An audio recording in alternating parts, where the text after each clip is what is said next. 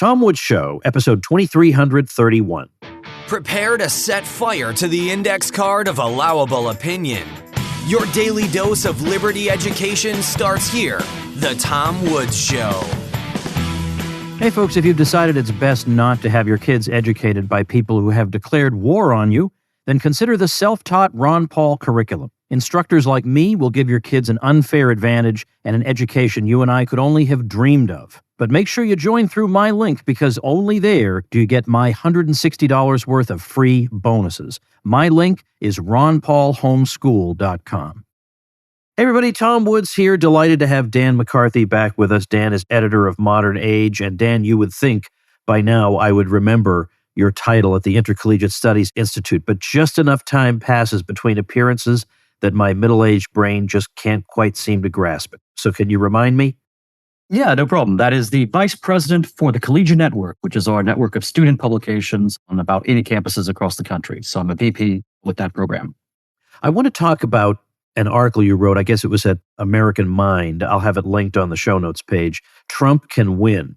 So, of course, with a title like that, sometimes the author of the article doesn't come up with the title. That's a great title. So, because it certainly grabs your attention, you have to read it. What are the arguments being made here in favor of Trump's chances? Well, the way Thomas Aquinas would reckon with a question, he would pose the question, consider some objections, and then he would run into his positive case.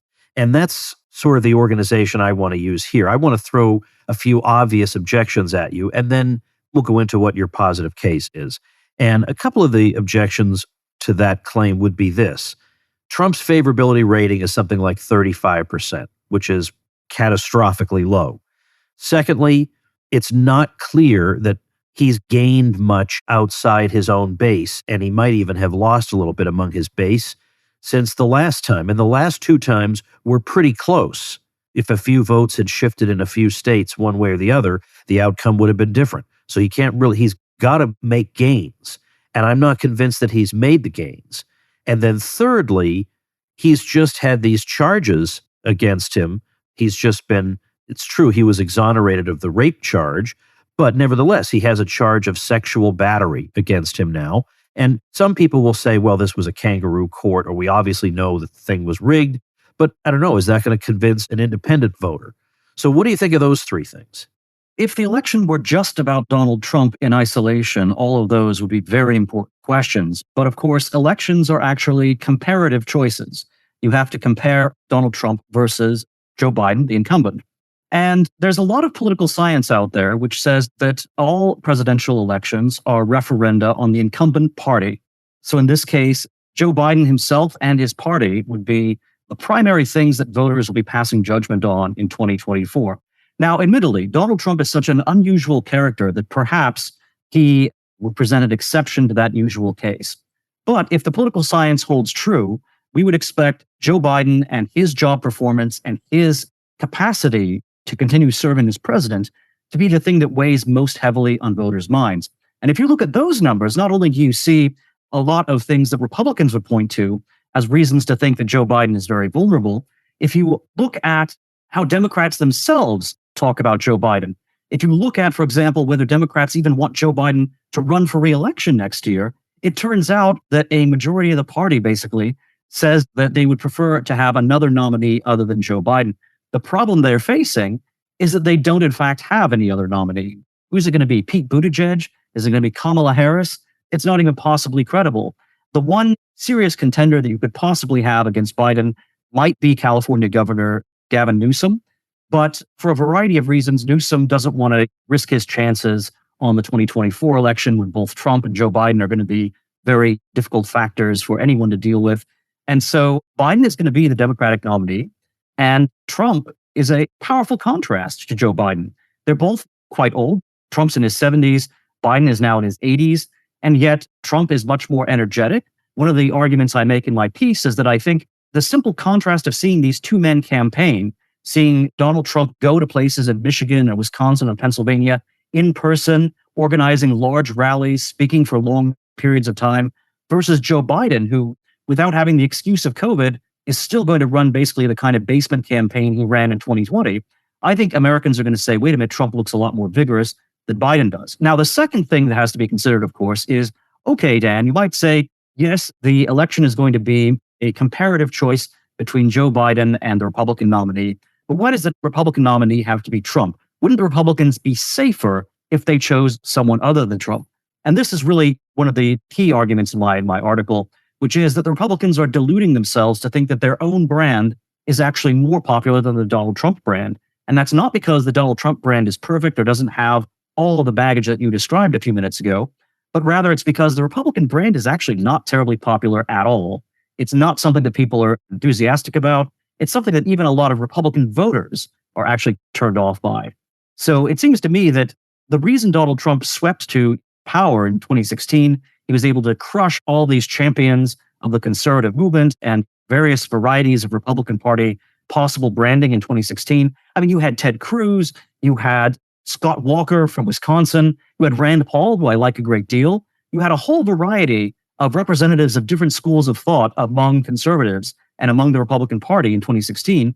Trump swept over all of them. And it wasn't because it was a divided field. It was because voters, including Republican voters, are actually a lot less engaged on some of those sort of ideologically strict divisions than they are simply finding Donald Trump to be an engaging and exciting and a compelling figure. So that's why I think Trump is actually still the strongest Republican nominee, and the Republicans are in a good position for the general election in 24. What do you make of the numbers that we see in polls in terms of support for Trump and support for DeSantis? Because what's interesting is that they've diverged over time more and more, with Trump taking an ever larger lead, at the same time that DeSantis has amassed a legislative record that I think most conservatives couldn't have dreamed a governor would implement. In one area of society after another, he's just racked up one initiative after another that I think conservatives would have thought you were in a dreamland to think that you could ever get all those things done. He's gotten them all done, and the more he gets them done, the less support he has. Yeah, and that unfortunately is simply a truth about politics in a democracy or in a popular republic. Voters are not primarily looking for resumes. What they're looking for is someone to fall in love with. And this is another column that I wrote earlier this week. It's in the New York Post and elsewhere. Voters have a very deep emotional engagement with Donald Trump, love him or hate him. And the approach that Ron DeSantis has taken and that Ron DeSantis' supporters have taken is trying to basically shame you into supporting Ron DeSantis by saying, well, look, he's got the best record. He has a great record in Florida. That's certainly true. And yet you can't just go up to a woman and tell her that she has to date you because, look at what an impressive resume you have. You actually have to have an emotional engagement. And Democratic politics is about that kind of emotional connection between a candidate and the public. I will say that I think DeSantis is facing a great difficulty right now because his whole rationale for running rests on two pillars. One of them being that he is more electable than Donald Trump, that he would poll better against Joe Biden than Trump does. And the other one is that he's more conservative or more effective as a conservative than Donald Trump is. Now, the first of those two pillars, I think, has been crumbling in light of recent polls. A lot of polls in the past several weeks have shown that, in fact, Trump sometimes does better than Ron DeSantis in a direct matchup against Joe Biden. So if that pillar crumbles, the only thing that DeSantis has to make the case that he should be the nominee is this idea that he is a more effective conservative than Donald Trump. But that is an appeal to voters' sense of rationality and their sense of prudence. And voters, I think, are much more romantic about how they look at elections. And you're not going to be able to win their affections away from Donald Trump by claiming to be more effective than he is. The other problem, too, just today I got an email from probably a super PAC or some organization supporting Ron DeSantis. And the whole email was just filled with the same sort of arguments that I would see being made by any number of left-wing media outlets about how terrible Donald Trump is. Ron DeSantis is in a horrible position right now because, on the one hand, his best claim to the nomination is that he is a more competent and younger and perhaps more energetic heir to the whole populist spirit that Donald Trump helped to unleash in 2016. But on the other hand, a lot of the obvious and easy attacks to level against Donald Trump are precisely the attacks that the left has been leveling against him, claiming that he has all these legal problems, claiming that all this is a distraction from America's business. But in terms of image, in terms of the kind of persona that DeSantis is projecting, he can't go on both of those paths. He can't claim to be both the heir to Trump, who's going to be better than Trump, and also claim to be someone who's attacking Donald Trump in the same way that the left is attacking him. There may be logical ways to make that argument, but there's no emotional way that is coherent to make that argument. Because what's going to happen is that Trump voters who would be winnable by DeSantis, who would like to look at DeSantis as someone who will actually carry out a lot of what Trump has talked about, they're going to see these things that DeSantis supporters are saying against Trump, and they're going to say, wait a minute, DeSantis' supporters, they sound like they're exactly like MSNBC liberals. These are people who I just can't trust in terms of where they are coming from, in terms of their feelings and their sympathies and their allegiance. And that sense that they're lined up more with the left than they are with people who are supporting Donald Trump, that's going to be a major break and a major fault line in the coalition that DeSantis is trying to put together. Let's go back to your point about elections in a society like ours and what they're based on. They're not based on resumes. And it is with a very sad reluctance that I concede that point to you. And the thing is, we can see that in recent American history. Obviously, Barack Obama was able to forge a connection with a lot of Americans. George W. Bush, for all the frustrations we have with him, he was very good at that. He seemed like a simple, regular American you could have a beer with. I think that was the image he was trying to project. And I think Bill Clinton was trying to project that image also. And that whole matter with Sister Souljah in the 1990s was meant to broadcast to America that he's not part of the cultural left in his party. He's just a regular guy like you. So we can see how that kind of approach, how, let's say, the pollsters and the advisors and so on and so forth who are around these candidates help to forge their public persona in a way to make that kind of connection. But how do you advance that thesis in connection with Joe Biden, who does not exude warmth, let's say? No, I think there are counterexamples, right? So Joe Biden would be one of them. I think George H.W. Bush, when he got a landslide victory in 1988, it wasn't because voters were deeply in love with George H.W. Bush. In both of those cases, I think the appeal of the candidate was a paternal appeal or a grandfatherly appeal.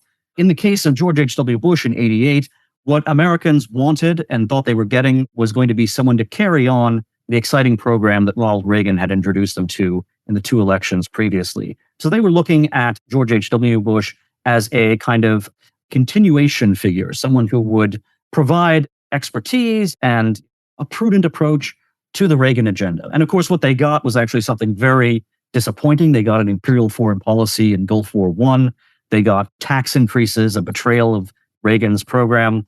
And so when George H.W. Bush came up against Bill Clinton, who was a very charismatic candidate, as you pointed out, in 1992, Bill Clinton brought right to the White House. And it was clear that George H.W. Bush was in grave danger throughout the 92 campaign. Joe Biden, he too presented himself as being a reassuring kind of grandfatherly figure after all the turmoil, not only of the Trump years in general, but of 2020 in particular, which was the year of BLM riots, was the year of COVID. Joe Biden was meant to be this reassuring figure, and people actually did think of him as being regular Joe. Think about The Way the Onion, for example, and this can be a good insight into politics by looking at popular culture. The Onion, when Joe Biden was vice president, did this great series on Joe Biden, where they presented Joe Biden as this New Jersey kind of guy who had his car up on blocks and stuff and was always just a regular kind of guy who was interested in beer and rock and roll and whatnot. A lot of people really believed that that was what Joe Biden was. And Joe Biden sometimes tries to project that image. Now, obviously, that was a hard image for him to project even in 2020. And in 2024, I think it's much, much harder still. But that was a real thing. And a lot of voters, they are able to convince themselves that they see in a candidate what they want to see. And what they wanted to see in Joe Biden was both this idea of a reassuring figure, but also the idea of an everyman who makes a lot of the fact that he has personal connections to the state of Pennsylvania. Joe Biden reminds them of this idea of the Irish American Catholic working class Democrat. All of that, of course, is totally fraudulent where Biden is concerned. But that's the image that Biden has tried to cultivate over many decades. And so even though he was personally quite decrepit already in 2020, a lot of Americans still had that image of him. And it was an image that they found quite attractive. Whereas Donald Trump in 2020, he ran one of the worst campaigns that I've ever seen. And first of all, the people he appointed to run his campaign were totally incompetent. Second, Trump himself seemed to be rather detached from the election, didn't really seem to have the kind of passion that he had in 2016. And he seemed to either be taking it for granted or to really not want to re-election.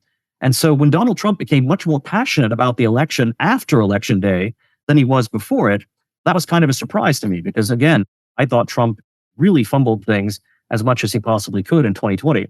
Now, he seems to be much more focused and driven in 2024. So I think a rematch is going to work out, has the potential to work out well for Trump. The other thing, too, is that in 2020, we knew what we were getting with Donald Trump. We had the Trump-Pence ticket. Everyone knew what that stood for. People wanted to project onto this new Biden ticket and Kamala Harris, who was obviously not really adding a lot of momentum to that ticket, but people wanted to believe that they were going to get competence and really a change in America that was going to smooth things over and bring us back to very placid times. And of course, that hasn't happened. Instead, the Biden record has actually been a disaster, and people are much more unhappy now than they were during the Trump years. Now, in 2024, Trump is able to present something a little bit different, a little bit new relative to what he was presenting in 2020, because now Trump will be choosing a new vice president. And the question is, can he choose a vice president who will bring something to the ticket that Mike Pence wasn't bringing? And Pence was put on the ticket originally in 2016 in order to reassure ordinary sort of evangelical conservative Republican voters that the ticket was still a ticket they should support, even if they had problems with Donald Trump's personal life. In 2024, that's not really an issue. We know that evangelical voters are going to support Trump by pretty wide margins. And the question is, can Trump put someone on the ticket who's going to add maybe a state to his coalition, or maybe reassure some Republicans who they might be very squishy, moderate types, and they really need someone who's going to reassure them that a second term would be good for American business. Republicans who are very interested in corporate matters and whatnot. Or if he adds a Black or Hispanic vice president, does that help to magnify the gains that we already saw Trump making in 2016 and in 2020 with minority voters? There's a lot of possibilities here, and those possibilities are open in 2024, whereas they weren't in 2020. All right, I have a couple things. Let's go back to what you said about Biden. At the time, I pointed out a small detail, but political campaigns are carefully choreographed and very little is done by accident. And his campaign bus had on the side of it the words, "No malarkey." Now, nobody under 40 has ever even heard the word malarkey. So I took that as, again, they're not just randomly putting words on the side of that bus. I took that as reassurance to older Americans that I come from your generation. You know, I'm just like you, and I use these folksy old sayings. So I think that is, as you say, I think that's what they were going for. I mean, obviously it had some success, I guess, but yeah, he is hard to fit into this mold of super charismatic candidates. What did you make of Trump's attacks on DeSantis, which I guess have subsided, that went on for quite some time? DeSantis didn't directly respond to them, but they were things like DeSantis locked down too much, which is kind of reminding me of Randy Weingarten saying she wanted open schools. I mean, of all things to say about DeSantis. Yeah, I don't think that the attacks themselves had much substance or really landed. But the mere fact that a leader that so many Republicans have given their hearts to was saying DeSantis is a bad guy, I think that, unfortunately, does have an effect. If somebody who's really a close friend of yours says, hey, you know this other person, you may not have a personal relationship with this other person, but I am that person's enemy. You'll often see that friendships and enmities, that they are like a daisy chain. And if you're really committed to a friend, then your friend's enemy is also your enemy.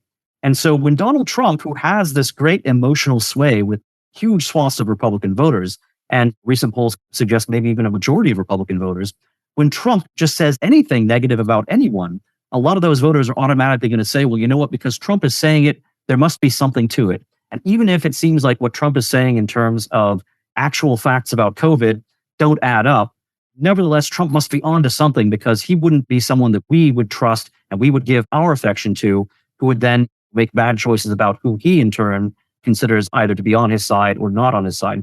Now, of course, if you look at Donald Trump's appointments during his term from 2017 to 2021, lots of bad appointments. Donald Trump has chosen lots of bad friends over the years.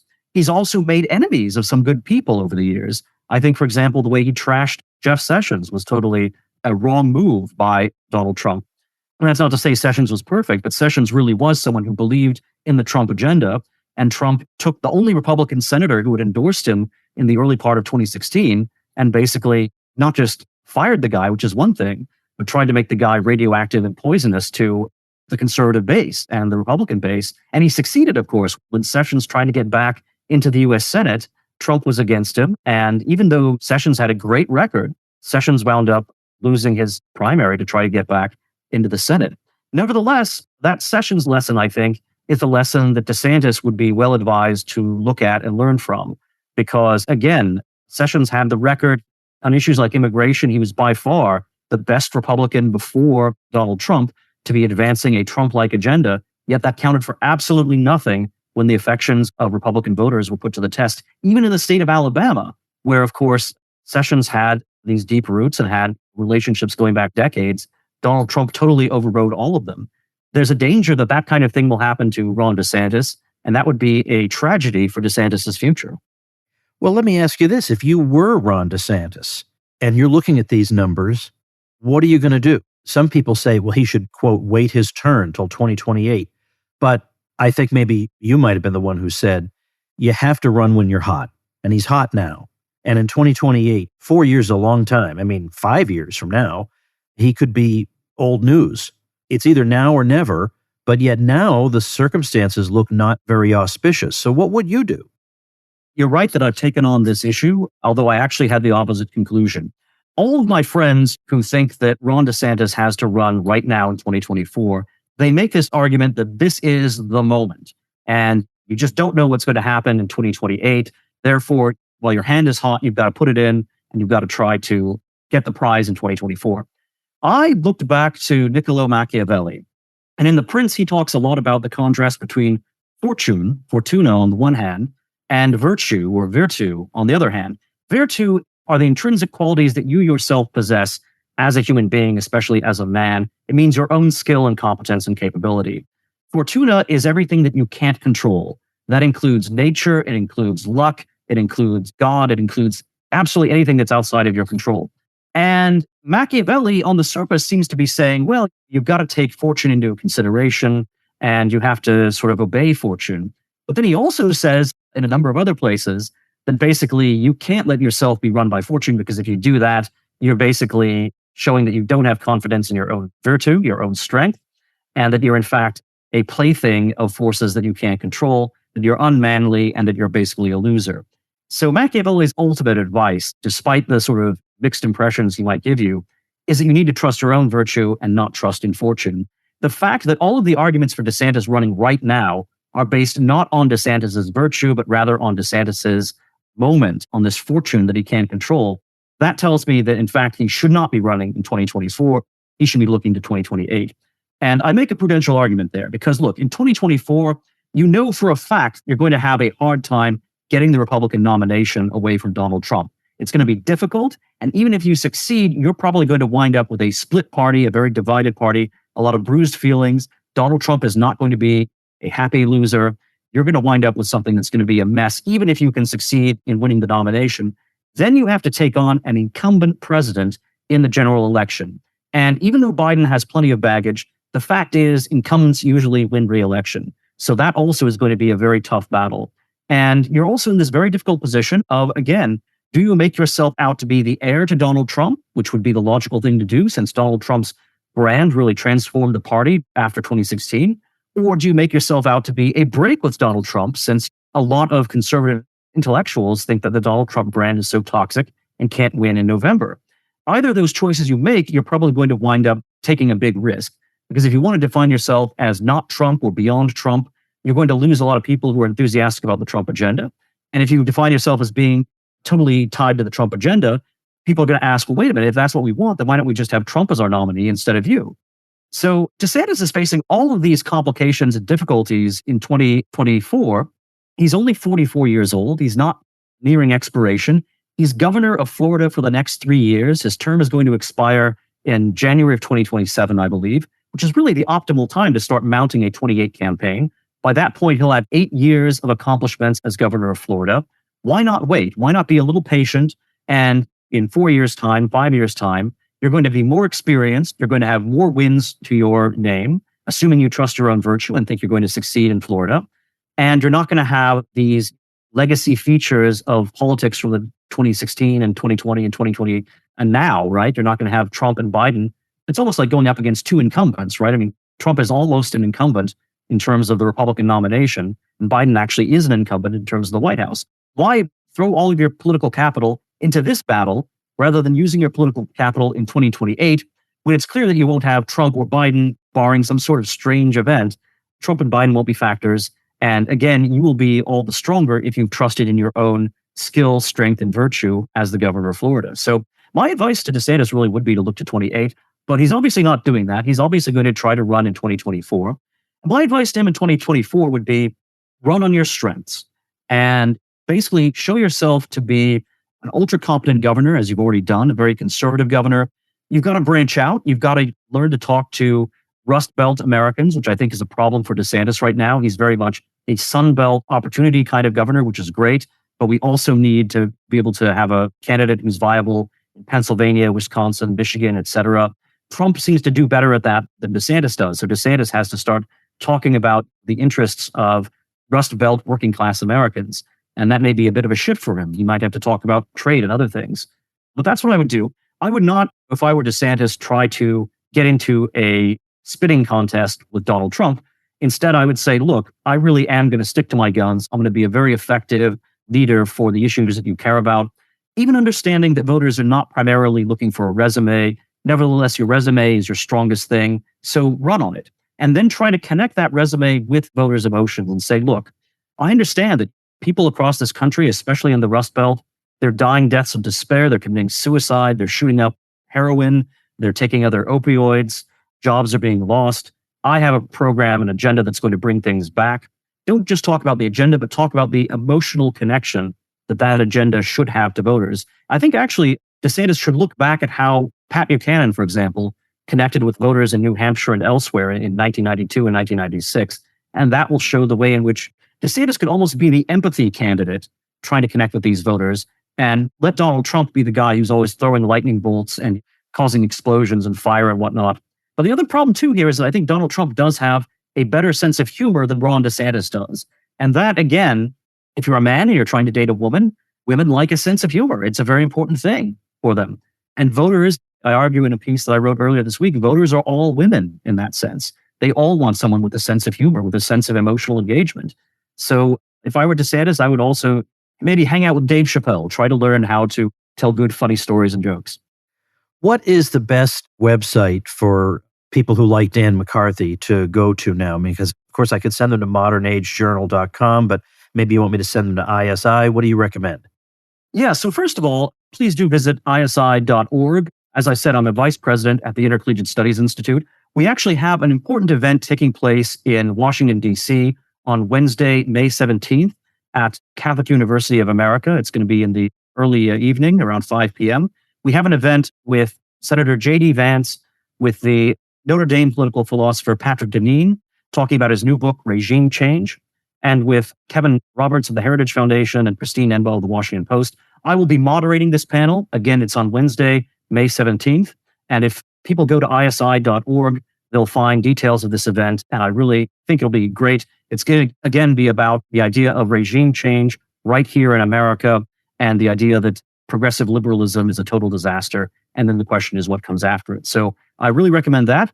In terms of following my other work, I'm a syndicated columnist with Creator Syndicate. You can find my column every week, every Monday or Tuesday in the New York Post, nypost.com. You can also find it at Chronicles Magazine.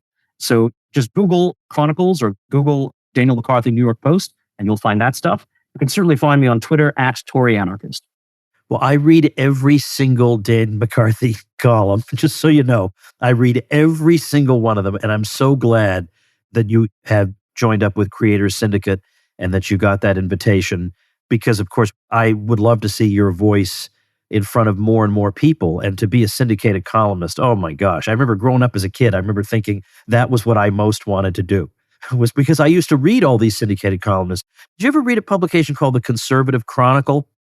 Yeah, I did not get to see too many issues of it, but I know what it was. It was a compilation of syndicated columnists from everyone. Exactly. Yeah. It was a compilation of, so you would have Thomas Sowell in there and Walter Williams and a whole bunch of other people.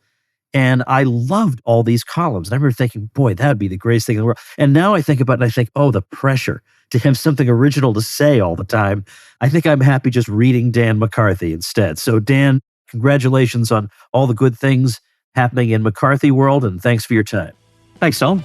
And thank you, ladies and gentlemen. Become a smarter libertarian in just 30 minutes a day. Visit TomWoods.com to subscribe to the show for free, and we'll see you next time. Like the sound of The Tom Woods Show? My audio production is provided by Podsworth Media. Check them out at podsworth.com.